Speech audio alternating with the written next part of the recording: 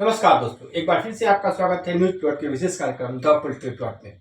अपने इस कार्यक्रम के पिछले अंक में हमने चर्चा की थी बिहार के मुख्यमंत्री नीतीश कुमार के बारे में और उन कारणों के बारे में चर्चा की थी जिसकी वजह से आज भी वो बिहार की राजनीति में प्रासंगिक बने हुए हैं और चाहे जो भी दल हो वो उन्हें ही अपनी पार्टी का या दल का या गठबंधन का अगला मुख्यमंत्री बनाना चाहता है। लेकिन इसके बावजूद कई सारे ऐसे रीजन हैं, कई सारे ऐसे कारण हैं जिसके कारण अब नीतीश कुमार इस आयु में मुख्यमंत्री पद के उतने सुयोग्य उम्मीदवार नहीं है जितना कि वो आज से 5, 10 या 15 साल पहले थे। और इस वीडियो में हम वैसे ही कुछ कारणों की चर्चा करेंगे। अब नीतीश कुमार की बात करें तो वो अब लगभग 74 वर्ष की आयु के हो चुके हैं। हालांकि 74 वर्ष की आयु कोई ऐसी आयु नहीं है जिसमें लोग राजनीति करने के लिए आयु घोषित हो जाते हैं। इस देश में 80, 82, 85 साल तक के मुख्यमंत्री हुए हैं। लेकिन नीतीश कुमार के साथ प्रॉब्लम ये है कि वो पिछले 27 सालों से अथक परिश्रम कर रहे हैं। साल 1996 में जब पहली बार वाजपेयी सरकार बनी थी तो हालांकि उसमें वो मंत्री नहीं बने थे, लेकिन 1998 में जब दूसरी बार वाजपेयी सरकार ने केंद्र में सत्ता ग्रहण की तब उसमें उन्होंने केंद्रीय सरकार में मंत्री का पद ग्रहण किया और तब से वो लगातार 18-20 महीनों को छोड़ दे वो लगातार किसी न किसी महत्वपूर्ण पद पर बने हुए हैं। पहले 6-7 सालों तक केंद्रीय मंत्री के रूप में और फिर पिछले 20 सालों से बिहार के मुख्यमंत्री के रूप में। इसमें करीब दो बार 6-6 महीने का व्यवधान आया। इसके अलावा वो लगातार एक वरिष्ठ पदों पे काम करते रहे और नीतीश सिर्फ वरिष्ठ पदों पे आसीन ही नहीं रहे हैं बल्कि वो एकदम काम भी करते हैं। नीतीश को जानने वाले पुराने लोग हमें बताते हैं नीतीश जब केंद्रीय मंत्री थे तब भी वो दिन में 11-12 घंटे काम करते थे। मुख्यमंत्री बनने के बाद तो कुछ ज्यादा ही काम करने लगे हैं, 16-17 घंटे तो वैसे ही काम करते हैं और जब किसी दिन ज्यादा जरूरत पड़े तो 20-21 घंटे तक भी काम कर लेते हैं। हालांकि ये कुछ पुराने समय की बात है, अब तो वो उतना काम नहीं करते, फिर भी 13-14 घंटे काम तो कर ही लेते हैं। अब इन पिछले 27 सालों को देखें तो नीतीश ने कभी कोई लंबा अवकाश नहीं लिया है। राज्य के कई अन्य मुख्यमंत्री जो हाल ही फिलहाल में मुख्यमंत्री बने और ईमानदारी का बड़ा ढोंग रखते थे वो हर साल 2-3 हफ्ते के लिए विपश्यना में चले जाते थे, लेकिन नीतीश ने पिछले 27 सालों में कभी भी विपश्यना में नहीं गए हैं और ना ही उन्होंने कभी किसी हिल स्टेशन पे गए हैं जहां वो लंबी छुट्टी बिता सके और अपने आप को आराम दिलवा सके। तो इन्हीं सब कारणों से नीतीश का जो शारीरिक और मानसिक स्वास्थ्य है वो अब उतना अच्छा नहीं रहा जितना कि पिछले कुछ सालों में था और ये उनकी कामकाज करने की शैली में एकदम से झलक रहा है। अब पिछले कई वर्षों से हम सभी पत्रकार और मीडिया कर्मी उनकी इस आदत के बड़े प्रशंसक रहे हैं और हम ये मानते हैं कि नीतीश जितने हार्डकोर वर्कर हैं उसी कारण से बिहार में इतना सुधार संभव हो पाया है। लेकिन अब धीरे धीरे उनकी जो सबसे बड़ी ताकत थी अब उनकी सबसे बड़ी कमजोरी में बदलती जा रही है और बहुत ज्यादा उम्र न होने के बावजूद नीतीश एकदम थके से रहते हैं। हालांकि अभी भी बिहार की तमाम पेचीदगियों को बड़ी आसानी से सुलझा सकते हैं, लेकिन फिर भी अब चूंकि उनके काम करने के घंटे लगातार कम हो रहे हैं इसलिए बिहार जैसे बड़े राज्य को संभालना धीरे धीरे उनके बस से बाहर की बात हो रही है और उनके मुख्यमंत्री बने रहने में सबसे पहली और सबसे बड़ी बाधा यही। अब इसी से जुड़ा एक पहलू यह भी है कि नीतीश कभी भी टीम प्लेयर नहीं रहे। वो बहुत हार्ड वर्क करते हैं और चाहते हैं कि बिहार का हर तरह से भला हो, लेकिन उनमें एक बुरी आदत यह है कि वो ये भी विश्वास करते हैं कि बिहार में कुछ अच्छा काम हो सकता है तो वो ही कर सकते हैं और बाकी कोई कुछ कर नहीं सकता। अपने खास मंत्रियों में उनका कुछ खास भरोसा रहता नहीं है। अब पिछले सरकार में जब राजद के साथ उनकी सरकार थी उसका ही एक उदाहरण ले उस समय बिहार की सुरक्षा व्यवस्था में सुधार लाना सरकार का एक बहुत बड़ा एजेंडा था और नीतीश और उनके सभी साथी चाहते थे कि बिहार की सुरक्षा व्यवस्था में सुधार लाया जाए। इसी कारण से एक बड़े तेज तर्राक आईएएस के पाठक को बिहार का शिक्षा सचिव बनाया गया। दूसरी तरफ से राजद के एक वरिष्ठ नेता प्रोफेसर चंद्रशेखर शिक्षा मंत्री थे। अब इन दोनों के बीच कभी पटती ही नहीं थी। के पाठक को ऐसा लगता था कि चूंकि नीतीश ने उनको शिक्षा सचिव नियुक्त किया है इसलिए पूरी शिक्षा व्यवस्था को सुधारने की जिम्मेदारी उन्हीं के ऊपर है।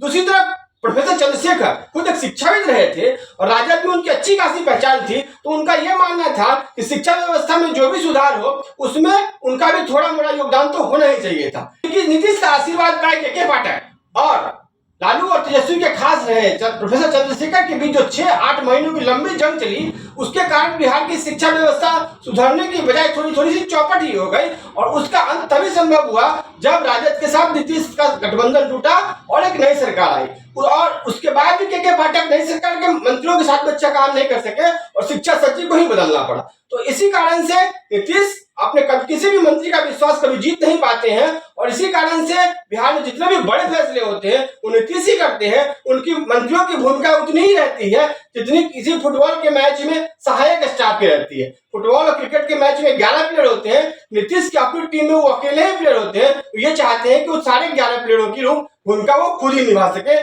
हालांकि जैसा कि मैंने ऊपर बताया, प्रोफेसर चंद्रशेखर और के पाठक के बीच जो ये टकराव हुआ वो तो सबको सर्वविदित है, लेकिन राजद और कांग्रेस के कई सारे ऐसे मंत्री थे जो अपने अपने विभागीय सचिवों से नाराज थे, लेकिन उनमें इतनी हिम्मत नहीं थी कि नीतीश को सीधा ये जाकर बता सके कि वे अपने विभागीय सचिवों से नाखुश हैं या उनके साथ काम नहीं करवा सकते हैं, और इस कारण से वो चुप्पी साधकर अपने ही मंत्रालय में बैठे रहे और कुछ खास काम हो नहीं पाए। इसी कारण से अगर महागठबंधन सरकार के दौरान बिहार का कामकाज रुका रह गया तो इसमें जितनी जिम्मेदारी राजद और कांग्रेस की थी उतनी ही जिम्मेदारी करीब करीब नीतीश की भी थी, और जब भाजपा के साथ सरकार आई है तब भी हालात में कोई खास बदलाव नहीं आया है, और उसके बारे में हम अपने इस वीडियो के अगले भाग में अब चर्चा करेंगे। इन्हीं सब कारणों से पिछले काफी समय से आरोप लग रहा है कि बिहार में जो सरकार है वो नीतीश चलाते हैं और अपने ब्यूरोक्रेट्स की सहायता से चलाते हैं। हालांकि नौकरशाहों की सहारे सत्ता चलाना कोई बुरी बात नहीं है, लेकिन जब नौकरशाही की सत्ता के सिरमौर पे चले जाते हैं तो कई सारी परेशानियां उभर कर आती हैं।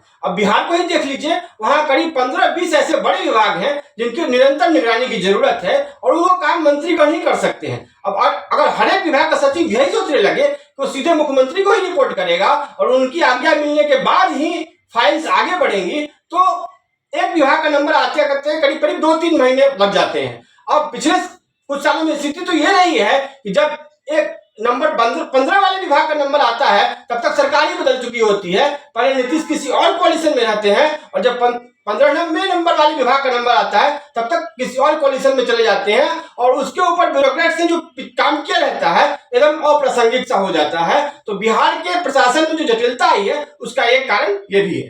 इसके अलावा हालांकि मुख्यमंत्री के पास किसी भी विभाग की फाइल की समीक्षा करने और उस पर अपना अंतिम निर्णय देने का अधिकार होता है, लेकिन जब तक उस फाइल पे उस संबंधित विभाग के मंत्री का हस्ताक्षर नहीं हो जाते तब तक उसे आधिकारिक रूप से अंतिम नहीं माना जा सकता है। अब स्थिति यह है कि विभागीय सचिव मुख्यमंत्री के पास अपनी फाइल भेजते हैं, मुख्यमंत्री उनकी समीक्षा करते हैं और वापस उसको फाइल फिर विभागीय सचिव के पास आ जाती है। विभागीय सचिव उसको अंतिम निर्णय के लिए या अंतिम हस्ताक्षर के लिए मंत्री जी के पास भेजते हैं। अगर मंत्री जी किसी दूसरे दल के हुए, कोalition के किसी दूसरे दल के हुए, तो उनके मन में ये कोस रहती है कि विभागीय सचिव ने मेरी उपेक्षा करते हुए ये फाइल मुख्यमंत्री के पास भेजी और अब वो अंत में मेरे पास आ रहे हैं, और तब वो मंत्री जानबूझकर उस फाइल को सिर्फ अपनी खींच मिटाने के लिए 2-3 महीने तक लटका देते हैं, और जब मामला अंत तक पहुंचता है तब तक काफी लेट हो चुका होता है। जो शुरू की प्रक्रिया होती है वो अब इतनी पुरानी हो चुकी होती है कि उससे अब कोई फायदा मिलता नहीं है। तो पिछले 5-7 सालों में बिहार का पूरा प्रशासन इसी चक्र में फंसा हुआ है। नीतीश, उनके नौकरशाहों और उनके मंत्रियों, खासकर सहायक दल के मंत्रियों के बीच जो टकराव पिछले 5-7 साल से हो रहा है उसके कारण बिहार का प्रशासन बहुत अधिक प्रभावित हुआ है, और अब आने वाले समय में बहुत ज्यादा समय तक ऐसा ही टकराव झेलने की स्थिति में बिहार नहीं है। और इसी कारण से मुख्यमंत्री के रूप में नीतीश द्वारा एक बार फिर से शपथ लिए जाने के बाद समस्याएं और भी बड़ी हो सकती हैं, और यही एक कारण है जिसके कारण मैं मानता हूं कि नीतीश फिर से एक बार बिहार के मुख्यमंत्री ना बने तो ही अच्छा होगा। नौकरशाहों के द्वारा सरकार चला जाने की एक समस्या ये भी है कि नौकरशाह लगभग तानाशाह की तरह व्यवहार करते हैं। जब किसी दल का कोई नेता चुनकर विधायक बनता है और उसके बाद मंत्री बनता है तो उसके अपनी पार्टी के प्रति कुछ जिम्मेदारियां होती हैं, अपने मतदाताओं के प्रति कुछ जिम्मेदारियां होती है, और हालांकि उसकी भी अपनी बहुत सारी खामियां होती है, लेकिन कोई भी प्रशासनिक निर्णय लेने से पहले वो इस बात का ध्यान रखता है कि वो उसके दल का भला हो, उसके मतदाताओं का भला हो और उसका भी थोड़ा सा भला हो। लेकिन जब कोई प्रशासक या ब्यूरोक्रेट या नौकरशाह ये निर्णय लेता है तो उसकी सिर्फ एक ही बाध्यता होती है कि वो कानूनी रूप से फैसले सही हो। अब इसके बाद उस पर जनता पे उसका क्या प्रभाव पड़ेगा इसकी उसको खास चिंता होती नहीं है। इसीलिए अगर पिछले कुछ सालों से के नीतीश के कार्यकाल को देखें तो यहाँ तमाम नौकरशाह वैसे ही फैसले लेते हैं जो कानूनी रूप से सही रखते हैं, लेकिन व्यवहारिक रूप से काफी सारी गलतियां उसमें आ जाती हैं। अब निविदा प्रक्रिया की बात करें तो नौकरशाह ये सुनिश्चित करते हैं कि उस पर कोई क्वेश्चन नहीं उठाया जा सके, टेंडर आसानी से पास हो और लीगल स्क्रूटनी हो अगर उसकी तो वो उसमें पास हो जाए। लेकिन इससे पहले ही उस टेंडर का जो कुल राशि होती है उसका एक खास हिस्सा पहले ही से नौकरशाहों के बीच पहुंच जाता है। अब वो लोग सुनिश्चित कर देते हैं कि ठेकेदार को कोई परेशानी नहीं हो। इस तरह से हालांकि पॉलिटिकल करप्शन से टेंडर प्रोसेस और डेवलपमेंट की जो प्रक्रिया है वो थोड़ी सिल्डेड हो जाती है, लेकिन नौकरशाहों का अपना जो इन्फ्लुएंस है ठेकेदारों के ऊपर वो बढ़ता जाता है। अब नीतीश जब अपने प्राइम में थे, अपने चरम में थे, तो वो एकदम से पकड़ लेते थे कि किस टेंडर प्रोसेस में क्या गड़बड़ी हो रही है, और नौकरशाह जो होते थे उनको तुरंत बुलाकर ये कहते थे कि इसको यहाँ ठीक कर लीजिए। लेकिन अब जैसे जैसे नीतीश की उम्र बढ़ रही है उनके लिए ऐसा करना संभव नहीं है, और पिछले 3-4 सालों में नौकरशाह बेलगाम होते जा रहे हैं। तो पिछले 5-6 सालों के अंदर जिस तरह से नीतीश सरकार में हो रहे विकास कार्यों की गुणवत्ता खराब हुई है, उसमें इसका भी एक बड़ा योगदान रहा है। नीतीश के टीम प्लेयर के रूप में काम नहीं करने के पीछे भी कुछ व्यवस्था है। ऐसा नहीं है कि नीतीश हमेशा ऐसे ही ऐसे थे। अगर नीतीश का साल 2005 से 2010 का कार्यकाल सबसे अच्छा कार्यकाल माना जाता है, तो उसके पीछे कारण यह है कि उस समय नीतीश के पास एक बड़ी अच्छी टीम थी। साल 2004 का लोकसभा चुनाव जब हुआ था तो भाजपा के बड़े बड़े नेता लोकसभा चुनाव हार गए थे। उस समय के तमाम बड़े बड़े भाजपा नेता, चाहे अश्विनी चौबे हो, गिरिराज सिंह हो, राधा मोहन सिंह हो या जनार्दन सिंह सिग्रीवाल हो, वो सब चुनाव हार गए थे और बाद में नीतीश कुमार की पहली सरकार में मंत्री बने थे। ये सब बड़े सक्षम मंत्री थे और अपने अपने विभागों का संचालन एकदम आसानी से कर लेते थे। उस समय सुशील कुमार मोदी के रूप में भाजपा के पास एक ऐसा शख्स भी था जो उप मुख्यमंत्री के रूप में नीतीश के साथ बड़े अच्छे से कोऑर्डिनेट करता था, और नीतीश कुमार जब भाजपा कोटे के किसी मंत्री को अपना काम सौंप देते थे तो एकदम निश्चित हो जाते थे कि वो अपना काम कर ही लेंगे। अगर वो अपना काम नहीं भी करेंगे तो सुशील कुमार मोदी वो काम करवा ही लेंगे। लेकिन 2010 के बाद नीतीश के साथ परेशानियां आनी शुरू हो गई। इनमें से कई सारे नेता लोकसभा चुनाव जीते 2009 का, और फिर 2014 में तो वो जाकर केंद्र में मंत्री ही बन गए, और इसी कारण से नीतीश की सरकार में प्रतिभाओं का अभाव लगातार शुरू हो गया। अब जब भाजपा की जो वर्तमान इकाई है बिहार की, वो एकदम प्रतिभाहीन इकाई है, और उसमें ऐसे ज्यादा सक्षम नेता नहीं है जो राज्य सरकार में मंत्री का रोल बखूबी निभा सके। हालांकि नीतीश की अपनी पार्टी जदयू में ऐसे कुछ नेता हैं जो मंत्री के रूप में अच्छा काम कर सके। उनके कुछ पुराने नेता भी जो अभी तक उनके साथ हैं, और नए नेताओं में भी कुछ मंत्रियों ने अच्छा काम किया है। लेकिन नीतीश के साथ मजबूरी ये रहती है कि जब भी वो कोalition गवर्नमेंट बनाते हैं तो मंत्रालय का एक अच्छा खासा हिस्सा, लगभग आधे पोर्टफोलियोज उनको अपने सहयोगियों को आवंटित करने पड़ते हैं, और उन पर नीतीश का कोई खास कंट्रोल होता नहीं है। इसीलिए नीतीश चाहते हैं कि परोक्ष रूप से, चाहे वो सचिवों के ही सहारे संभव हो सके, वो उन मंत्रालयों पर भी नजर रख सके। अब तो सुशील कुमार मोदी भी सीन से गायब हो चुके हैं। साल 2020 में जब दोबारा भाजपा और जदयू का साथ बना, तब भाजपा ने सुशील कुमार मोदी को उप मुख्यमंत्री नहीं बनाया और कुछ 2 नए लोगों को उप मुख्यमंत्री बनाया। उनका न तो भाजपा के नेताओं पे कोई नियंत्रण था और न ही राज्य के प्रशासन पे कोई नियंत्रण था। इसीलिए 2-3 साल में ही गठबंधन टूटा, और जब दोबारा गठबंधन बना तो फिर से 2 नए नेताओं को उप मुख्यमंत्री बना दिया गया।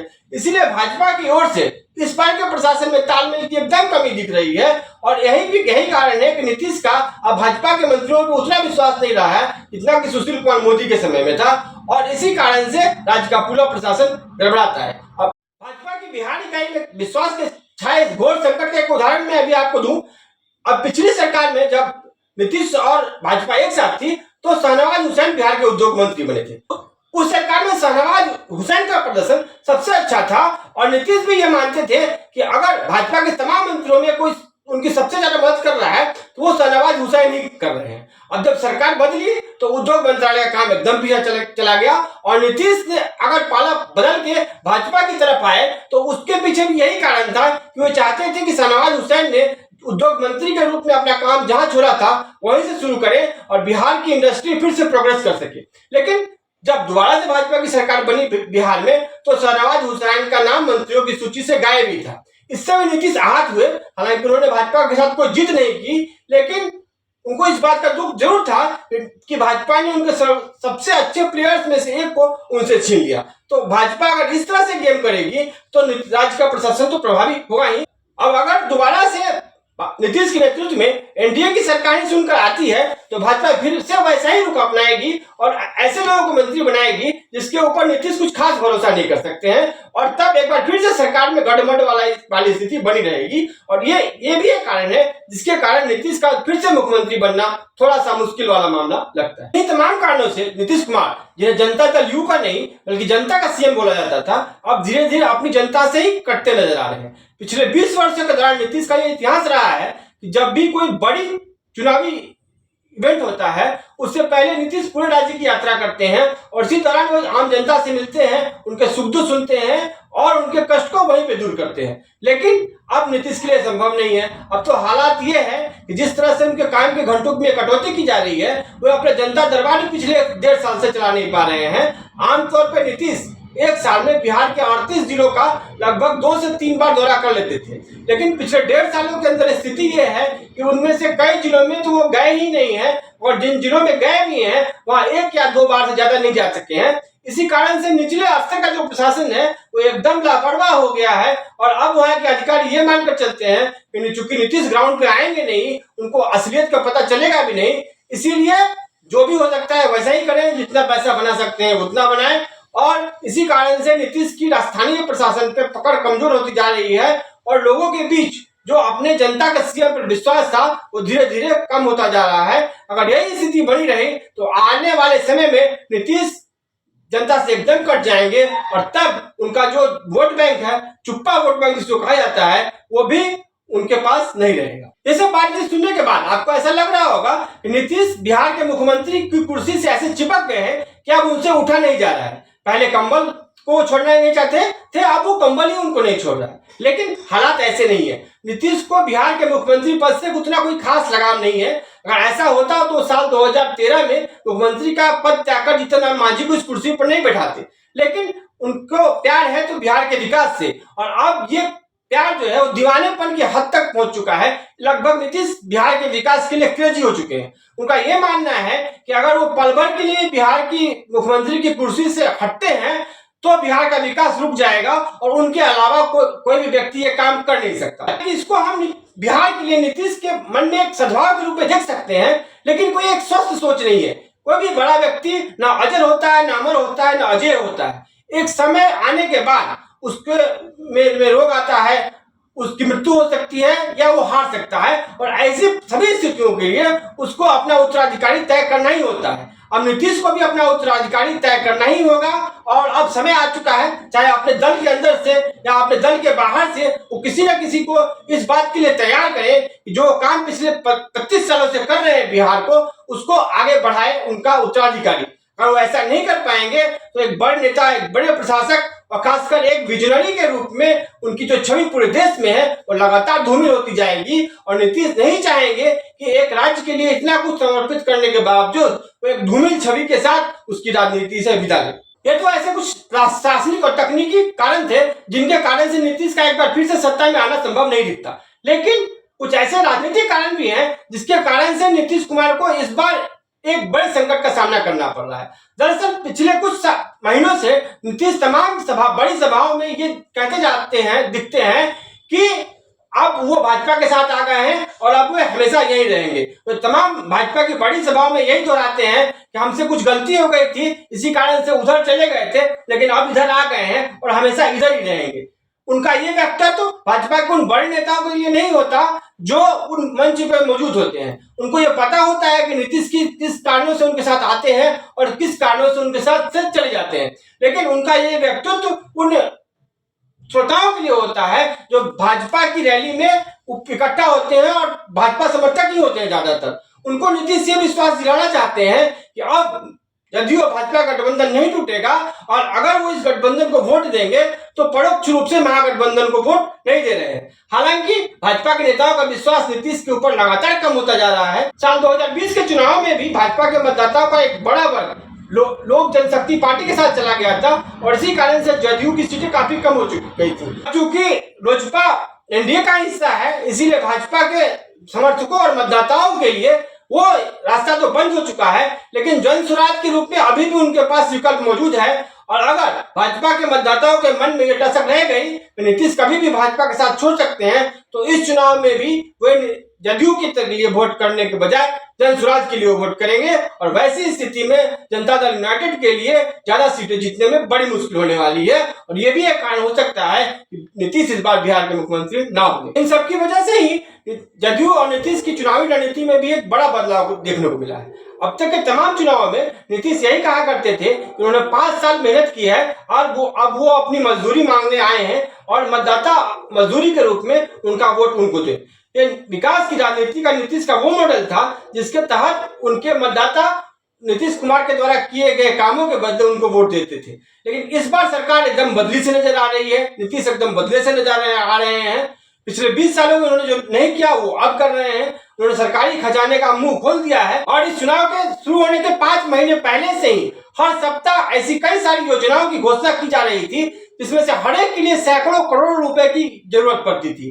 नीतीश ने ऐसी तमाम योजनाएं लागू की और उसमें बहुत सारी योजनाएं तो अभी भी चल रही हैं और उनमें से एक योजना महिला लोगों के खाते में जो पैसे भेजने की जो योजना है वो तो नवंबर के पहले हफ्ते तक भी चलेगी और उसका चुनाव पे एकदम प्रभाव देखने को मिलेगा। नीतीश ने अपने पिछले 20 सालों में ऐसा कभी नहीं किया। अगर अब ऐसा कर रहे हैं तो इसके पीछे नीतीश की घबराहट साफ दिख रही है। प्रशासनिक मुद्दों पर उनकी पकड़ जिस तरह से कमजोर हुई है उसकी कमी अब रुपयों से पूरी करनी चाह रहे हैं। नीतीश ऐसी स्थिति में कभी नहीं रहे हैं, उनके समर्थक भी ऐसी स्थिति में कभी नहीं रहे हैं और इसी कारण से जो घबराहट है वो नीतीश के चेहरे पे भी दिखती है, नीतीश के समर्थकों के चेहरे पे भी दिखती है और एनडीए के नेताओं के चेहरे पे भी दिखती है। इन्हीं सब कारणों से मुख्यमंत्री के रूप में नीतीश को एक और कार्यकाल मिलना थोड़ा मुश्किल सा मामला लगता है। अब जब वो दोबारा मुख्यमंत्री बनेंगे, अगर एनडीए जीतता है और दोबारा मुख्यमंत्री बनेंगे तो प्रशासन में नौकरशाहों का नियंत्रण और कठोर हो जाएगा और तब हमारे संविधान में विधायिका और कार्यपालिका के बीच का जो एकदम स्पष्ट अंतर निर्दिष्ट किया गया है उसके रास्ते में रुकावट होगी और विधायिका और कार्यपालिका एक हो जाएंगे बिहार में, जो लोकतंत्र के लिए एकदम से अच्छा नहीं है। वैसे नीतीश ये मानते हैं कि वही बिहार के लिए सबसे अच्छे हैं और वही बिहार को आगे बढ़ा सकते हैं, लेकिन उनको और भी विकल्प तो चुनने ही चाहिए। नीतीश कुमार को ये स्वयं ये महसूस करना चाहिए कि एक प्रशासक के रूप में उनका सर्वश्रेष्ठ समय काल बीत चुका है और अब वो वही व्यक्ति नहीं रहे जो लगभग 20 साल पीछे थे। अब हम इसको जरा क्रिकेट की भाषा में बात करें तो नीतीश कुमार ने जब अपना राजनीतिक करियर शुरू किया था तो उस समय सचिन तेंदुलकर ने 2-4 टेस्ट ही खेले थे और साल 2005 में जब वो बिहार के मुख्यमंत्री बने तो MS धोनी ने अपना पहला मैच भी नहीं खेला था।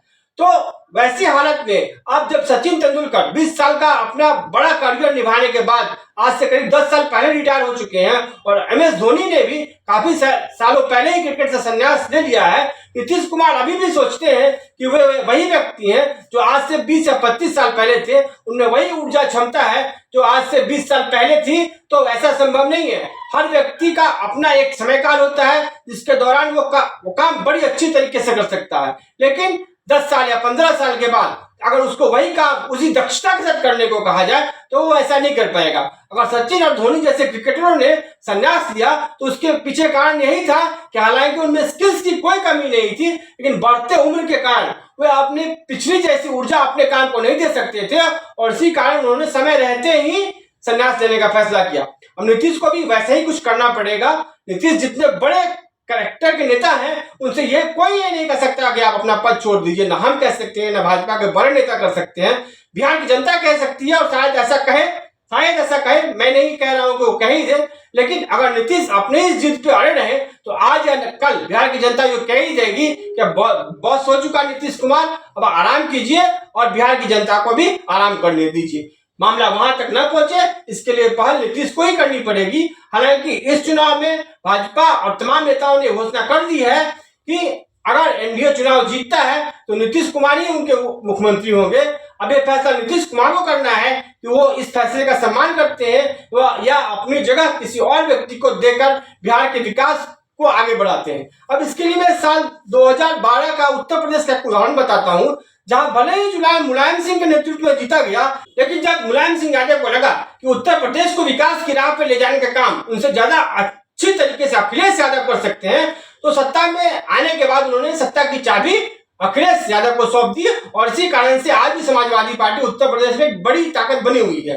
नीतीश कुमार को भी वैसा ही कुछ करना पड़ेगा। न्यूज प्लॉट में हम मानते हैं कि अगर एनडीए दोबारा से चुनकर आता है तो नीतीश को यह सोचना पड़ेगा कि अभी या 6 महीने बाद या साल भर बाद या 2 साल बाद वो बिहार के मुख्यमंत्री के रूप में किसी ऐसे व्यक्ति को नियुक्त करे जो उनकी विरासत को आगे बढ़ा सके। हालांकि एक बात का डर यह भी है कि बिहार की जनता इस चुनाव के पूरा होने से पहले ही नीतीश से यह कह दे कि अब बस कीजिए और अब हम आपको दूसरा मौका नहीं दे देना जा रहे हैं, आपकी जगह हम किसी और को मौका देंगे। अगर वैसा होता है, नीतीश और एनडीए की हार होती है, तो बिहार के सबसे बड़े नेता के रूप में राजनीतिक इतिहास में अपना नाम दर्ज कराने का अवसर नीतीश कुमार चूक जाएंगे। और हम नहीं चाहेंगे कि ऐसा कुछ हो। तो अब बिहार का यह चुनाव जीतना और साथ ही साथ बिहार के विकास की राजनीति को आगे बढ़ाना नीतीश की अंतिम चुनौती है। और जैसा कि नीतीश कहते हैं, अंत भला तो सब भला, तो हम यही कामना करेंगे कि नीतीश के लिए भी सब भला हो और बिहार के लिए भी सब भला हो। इसी के साथ खत्म होता है आज का द पॉलिटिकल टॉक। और ऐसे ही अन्य खबरों के लिए लॉगिन कीजिए हमारी वेबसाइट news.co.com।